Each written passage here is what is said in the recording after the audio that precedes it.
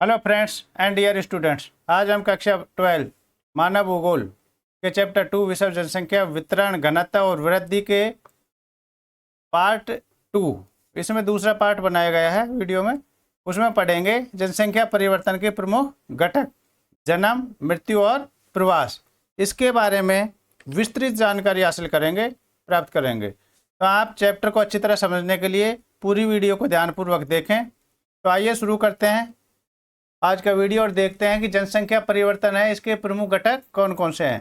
तो जनसंख्या परिवर्तन के जो प्रमुख घटक हैं वो 3 घटक हैं, जन्म, मृत्यु और प्रवास। कौन कौन से घटक हैं? जन्म, मृत्यु और प्रवास। ये इसके 3 घटक हैं। इनके बारे में हम विस्तृत रूप से समझने वाले हैं कि अशोधित जन्म दर क्या है, अशोधित मृत्यु दर क्या है, प्रवास कितने प्रकार के होते हैं और कहाँ कहाँ होते हैं। तो चलते हैं, सबसे पहले हम समझ लेते हैं अशोधित जन्म दर किसे कहते हैं, यानी CBR, क्रूड बर्थ रेट। अशोधित जन्म दर का CBR भी पूछा जाता है। CBR का मतलब होता है क्रूड बर्थ रेट। ठीक है, तो ये क्या है? तो यह है एक वर्ष में प्रति 1000 महिलाओं द्वारा जन्म दिए गए जीवित बच्चों की जो संख्या होती है उसे हम क्या कहते हैं? अशोधित जन्म दर कहते हैं। एक वर्ष में प्रति 1000 महिलाओं द्वारा जन्म दिए गए जीवित बच्चों की संख्या को अशोधित जन्म दर कहते हैं।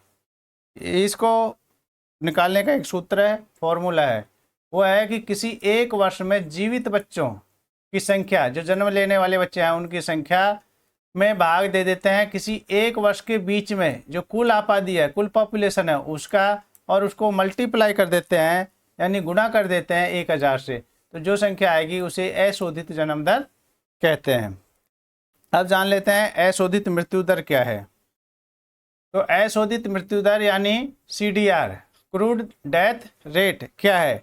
तो क्रूड ये क्या है कि एक वर्ष में प्रति 1000 जनसंख्या पर मरने वालों की जो संख्या होती है उसे अशोधित मृत्यु दर के नाम से कहा जाना जाता है, कहते हैं। इसका एक फॉर्मूला है, सूत्र है। इसमें किसी वर्ष विशेष में मृत्यु की संख्या यानी मरने वालों की संख्या में भाग दे देते हैं उस वर्ष के मध्य में जो अनुमानित जनसंख्या होती है उसका, और मल्टीप्लाई कर देते हैं, गुणा कर देते हैं 1000 से। जो संख्या आती है उसे अशोधित मृत्यु दर कहते हैं। अब जन्म दर है वही, ये नहीं है कि जन्म दर है वही जनसंख्या में वृद्धि करती है, मृत्यु दर भी इसमें बहुत बड़ा रोल अपना निभाती है जनसंख्या परिवर्तन में। वो कैसे निभाती है कि मृत्यु दर जनसंख्या परिवर्तन में सक्रिय भूमिका निभाती है। जनसंख्या वृद्धि केवल बढ़ती जन्म दर से नहीं होती अपितु घटती हुई मृत्यु दर से भी होती है।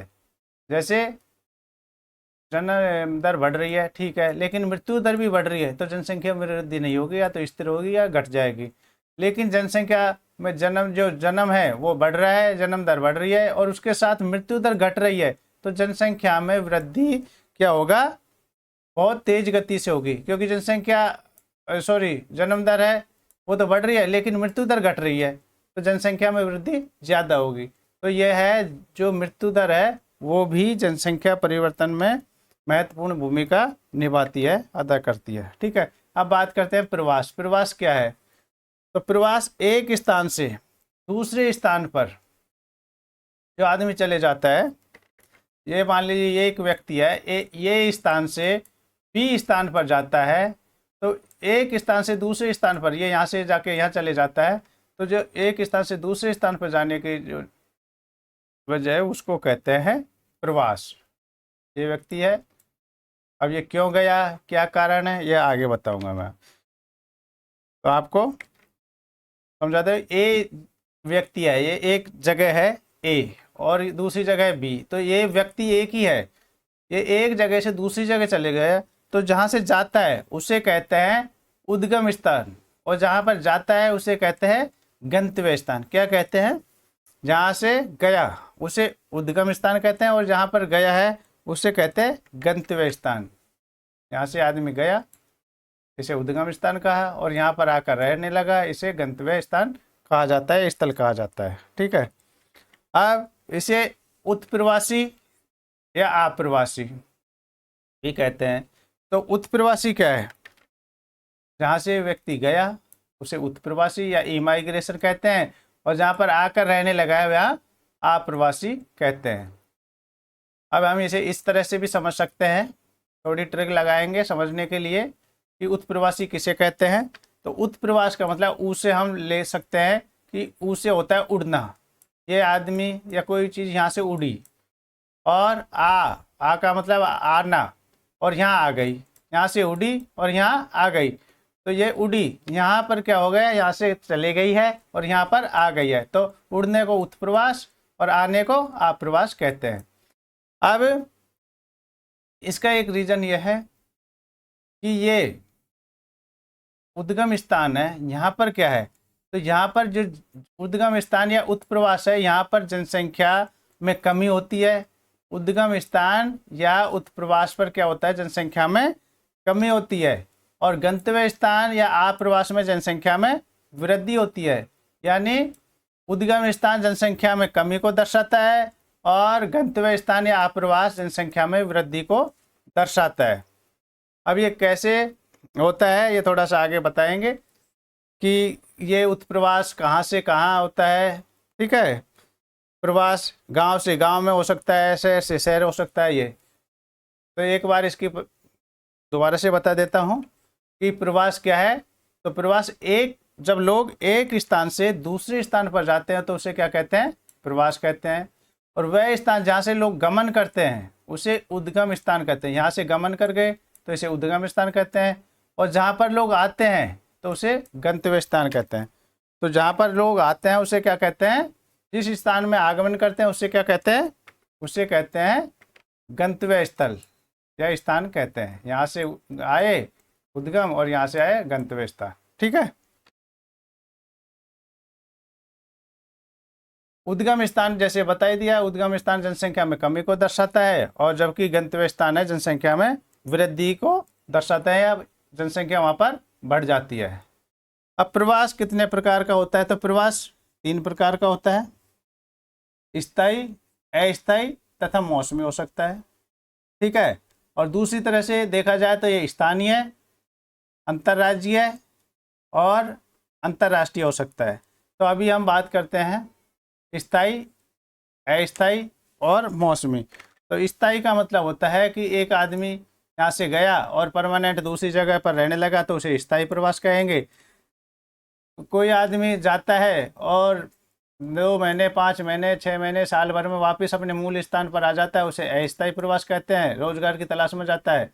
दूसरा है मौसमी। मौसमी का मतलब रोजगार मौसम के अनुसार दूसरे गांव या शहर में जाता है और अपनी मजदूरी करके वापस चला जाता है, तो उसे कहते हैं मौसमी प्रवास। ठीक है, अब प्रवास आपको समझ आएगा कि कहाँ कहाँ होता है, तो इसको भी मैं आपको थोड़ा समझा देता हूँ। प्रवास कहाँ कहाँ हो सकता है, प्रवास होता है गांव से गांव में हो सकता है, गांव से शहर भी हो सकता है, शहर से शहर में हो सकता है, या शहर से गांव में हो सकता है।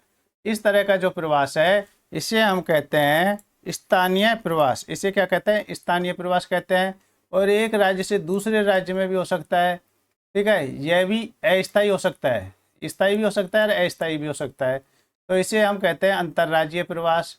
और एक देश से दूसरे देश या एक महाद्वीप से दूसरे देश महाद्वीप में हो सकता है, तो इसे कहते हैं अंतर्राष्ट्रीय प्रवास।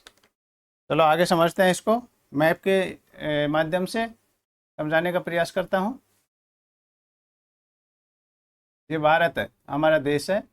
यहाँ पर मान लीजिए कोई राज्य है, मध्य प्रदेश है या राजस्थान है।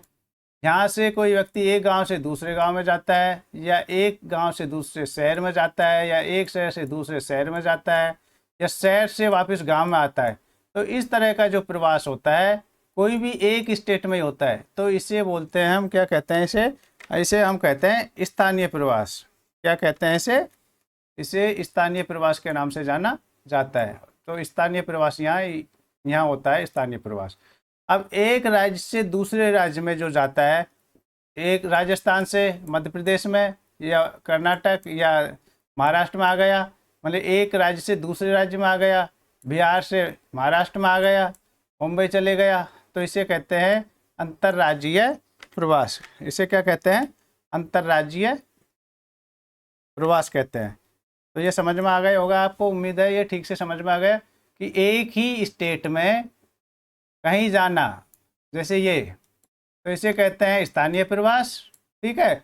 और एक राज्य से दूसरे राज्य में जाना कहीं भी, या एक राज्य से दूसरे राज्य में, तो इसे बोलते हैं, क्या बोलते हैं, अंतर्राज्यीय प्रवास कहते हैं। अब अंतर्राष्ट्रीय प्रवास किसे कहते हैं? तो एक देश से अंतर्राज्यीय राष्ट्रीय प्रवास किसे कहते हैं? तो एक देश से दूसरे देश में, या एक महाद्वीप से दूसरे महाद्वीप में जो जाते हैं उसे अंतर्राष्ट्रीय प्रवास के नाम से जाना जाता है, ठीक है। ये एक देश से दूसरे देश या एक महाद्वीप से दूसरे महाद्वीप में जो आते हैं। अब एक देश है, मान लीजिए भारत है, भारत का कोई व्यक्ति है, वो कहाँ चले गया, रूस में चले गया, एक देश से दूसरे देश में, तो इसे अंतर्राष्ट्रीय प्रवास कहेंगे। या भारत का व्यक्ति है, कनाडा में आकर रहने लगा, तो इसे भी अंतर्राष्ट्रीय प्रवास कहेंगे। समझ में आ रहा है ना आपको? या फिर एक महाद्वीप से दूसरे महाद्वीप में, मान लीजिए ये है एशिया महाद्वीप है, ये वाला क्या है, एशिया महाद्वीप है, ये यूरोप महाद्वीप है, ठीक है। ये है कनाडा, ये है उत्तर अमेरिका, ये वाला जो है यह उत्तर अमेरिका है, ये दक्षिण अमेरिका है, ये ऑस्ट्रेलिया है, सॉरी ये अफ्रीका है, ये ऑस्ट्रेलिया है, ठीक है। तो यहाँ से मान लीजिए कोई रूस का आदमी है और ये आ जाता है कनाडा, तो ये महाद्वीप कौन सा, रूस का है, ये एशिया महाद्वीप में है। या भारत का है, कोई भारत का है, कनाडा आता है तो भारत का एशिया महाद्वीप में है, ठीक है। और आ कहाँ गया, कनाडा में, कनाडा आ गया, ब्राज़ील आ गया, तो ये दूसरे महाद्वीप में आ गए। ये उत्तर अमेरिका है, ये दक्षिण अमेरिका में है, तो ये यहाँ पर आ गया, तो ये क्या हुआ, अंतर्राष्ट्रीय प्रवास हुआ ये, ठीक है। तो एक देश से दूसरे देश या एक महाद्वीप से दूसरे महाद्वीप में जो प्रवास होता है उसे अंतर्राष्ट्रीय प्रवास के नाम से जाना जाता है, ठीक है। अब ये प्रवास होता क्यों है, क्या कारण है कि वो एक जगह को छोड़ने के लिए मजबूर होते हैं? चलो समझते हैं। इससे पहले आपसे एक रिक्वेस्ट है कि आपको वीडियो पसंद आ रहा है, अच्छा लगा तो वीडियो को लाइक करें और चैनल को सब्सक्राइब करें, जिससे आपको इस तरह के और भी इम्पोर्टेंट वीडियो मिलते रहें। तो आइए आगे देखते हैं कि कौन से कारक हैं जो एक जगह छोड़ने को मजबूर करते हैं व्यक्ति को और दूसरी जगह जाने को वो आकर्षित होता है। तो लोग क्या करते हैं कि अपने बेहतर आर्थिक और सामाजिक जीवन को सुधारने के लिए प्रवास करते हैं, यानी एक जगह से दूसरी जगह पर जाते हैं, ठीक है। ये तो समझ में आ गया। तो कारक कौन से हैं, तो उनको कहते हैं, एक को कहते हैं प्रतिकर्ष कारक और एक को कहते हैं अपकर्ष कारक। प्रतिकर्ष कारक मतलब वो मजबूर करते हैं कि वहाँ से उस जगह को छोड़ने के लिए मजबूर करते हैं, उसे कहते हैं प्रतिकर्ष कारक। प्रतिकर्ष कारक है ये यहाँ से आदमी को जाने के लिए मजबूर करते हैं। इसको इंग्लिश में कहते हैं पुश फैक्टर। पुश का मतलब धक्का मारना, धक्का देना। तो कौन से कारक है जो इसको धक्का देकर दूसरी जगह भेजने के लिए मजबूर करते हैं? तो यह है बेरोजगारी, क्योंकि यहाँ रोजगार के साधन नहीं है, रहन सहन की अच्छी सुविधा नहीं है, निम्न दशाएं हैं, राजनीतिक उपद्रव हैं, लड़ाई झगड़ा होते रहते हैं, प्रतिकूल जलवायु, इसका मतलब है कि या तो बहुत ज़्यादा ठंड है या बहुत ज़्यादा गर्मी पड़ती है, प्राकृतिक आपदाएं, बाढ़ आती है, सुनामी आती है, भूकंप आते हैं, महामारियां हैं, और स्वास्थ्य सुविधाओं का कोई विशेष प्रबंध नहीं है, जब बीमारी हो जाती है स्वास्थ्य की कोई व्यवस्था नहीं है, तो इसलिए लोग गांव में हो जाते हैं तो शहर की तरफ भागते हैं, ठीक है। या एक राज्य में नहीं है तो दूसरे राज्य की तरफ भागते हैं। सामाजिक आर्थिक पिछड़ापन है, शैक्षणिक सुविधाओं का अभाव है, पढ़ने की लिखने की कोई व्यवस्था नहीं है। तो ऐसी जो मजबूरी होती है उसके कारण लोग उस जगह को छोड़ने पर मजबूर हो जाते हैं। अब अपकर्ष कारक, अपकर्ष कारक का मतलब आकर्षित करने वाले कारक कौन से हैं जो वहाँ पर यहाँ से छोड़कर यहाँ पर आने के लिए मजबूर हैं? तो ये कारक हैं यहाँ बेरोजगारी थी, यहाँ काम के बेहतर अवसर मिल रहे हैं इनको। यहाँ रहन सहन की निम्न दशाएं हैं, लेकिन यहाँ रहन सहन की क्या है, अच्छी दशाएं, इसलिए लोग यहाँ पर रहने के लिए आ रहे हैं। यहाँ पर राजनीतिक उपद्रव है, लेकिन यहाँ पर शांति है, स्थायित्व है। यहाँ पर प्रतिकूल जलवायु है, बहुत ज़्यादा गर्मी है, बहुत ज़्यादा ठंड है, बाढ़ आती है, लेकिन यहाँ पर क्या है, यहाँ पर अनुकूल जलवायु है, न ज़्यादा ठंड है न ज़्यादा गर्मी है। यहाँ पर प्राकृतिक आपदाएं भी हैं, महामारियों का प्रकोप है, लेकिन यहाँ पर जीवन और संपत्ति की सुरक्षा है, स्वास्थ्य सुविधाएं हैं। यहाँ पर क्या है कि शैक्षणिक सुविधाओं का अभाव है, लेकिन यहाँ पर शिक्षा की बेहतर सुविधा है। ये कारक हैं जो मनुष्य को प्रवास के लिए मजबूर करते हैं, यानी एक स्थान से जाने के लिए और दूसरे स्थान पर आने के लिए मजबूर करते हैं। तो ये प्रमुख कारक आपको समझ में आ गए। कौन कौन से कारक हैं? प्रतिकर्ष कारक, पहला है प्रतिकर्ष कारक और दूसरा है अपकर्ष कारक। प्रतिकर्ष कारक व्यक्ति को एक स्थान से जाने के लिए मजबूर करते हैं, अपकर्ष उसको बुलाने के लिए आकर्षित करता है। वीडियो अच्छा लगा तो कृपया उन्हें रिक्वेस्ट है कि आप वीडियो को लाइक करें, चैनल को सब्सक्राइब करें, जिससे आपको इस तरह के और भी इम्पोर्टेंट वीडियो मिलते रहें। मैं आपके उज्जवल भविष्य की कामना करता हूं और आशा करता हूं कि यह वीडियो आपके बहुत ही उपयोगी सिद्ध होगा। Thank you for watching my video. Have a nice day.